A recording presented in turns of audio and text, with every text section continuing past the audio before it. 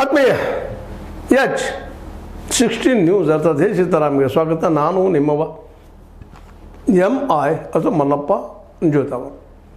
ಧರ್ಮಸ್ಥಳದ ಬಗ್ಗೆ ಸಾಕಷ್ಟು ವಿಡಿಯೋಗಳನ್ನು ನೀವು ನೋಡ್ತಾ ಇದ್ದೀರಿ ಮತ್ತು ಅದು ಅನಿವಾರ್ಯ, ಅದ ಕಾಲದ ಅನಿವಾರ್ಯ.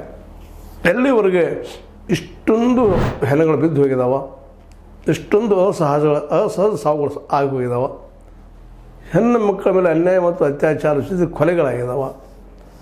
ಇವ್ಯಾಕೆ ಅದು ಇಲ್ಲೇ ಅನ್ನೋದು ಮತ್ತು ಇದನ್ನು ಮಾಡಿದವರು ಯಾರು? ಇವತ್ತು ಮಹಿಳಾ ಮಹಿಳೆಯರು ವಿಶೇಷವಾಗಿ ಈಗ ಅದರಲ್ಲೂ ಈ ಸೌಜನ್ಯ ಕೇಸ್ನಿಂದಾಗಿ ಮಹಿಳಾ ಸಮುದಾಯದಲ್ಲಿ ಒಂದು ಎಚ್ಚರಿಕೆ ಜಾಗೃತಿ ಮೂಡಿ ಹೋಗಿಬಿಟ್ಟದ. ಇಂಥ ಅನ್ಯಾಯ ಕಣ್ಣೆದಲ್ಲಿ ನಡೆದು ನಾವೇನು ಮಾಡಲಿಕ್ಕೆ ಆಗ್ತಾಯಿಲ್ಲ ಅನ್ನೋಂಥ ನೋವುಗಳು ಈ ಎಲ್ಲರಲ್ಲೂ ಬೆರೆತು ಹೋಗಿಬಿಟ್ಟಿದಾವೆ.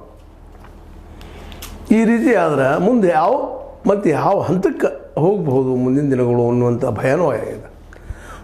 ಇಷ್ಟರಲ್ಲೇ ಸೌಜನ್ಯಾಳ ಹಂತಕರು ಸಿಗಬೇಕಾಗಿತ್ತು, ಅವ್ರ ಶಿಕ್ಷೆ ಆಗಬೇಕಾಗಿತ್ತು, ಯಾರನ್ನೋ ಒಬ್ಬರು ತಂದು ಪ್ಲ್ಯಾಂಟ್ ಮಾಡಿದರು. ಆದರೆ ಅದು ಸುಳ್ಳಾಯಿತು. CBI ತನಿಖೆ ಮೂಲಕ ಸತ್ಯ ಹೊರಬರಲಿಲ್ಲ.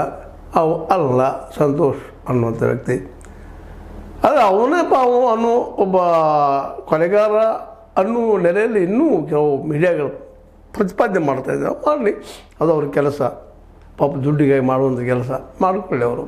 ಆದರೆ ಸತ್ಯ ಅಲ್ಲ ಅನ್ನೋದು ಈಗಾಗಲೇ ಎಲ್ಲರಿಗೂ ಮನವರಿಕೆ ಆಗ್ಯದ. ಸ್ವತಂತ್ರವಾದ ಮೀಡಿಯಾಗೆ ಬೇಕಾಗಿರುವುದು ಸ್ವತಂತ್ರ ಧ್ವನಿ.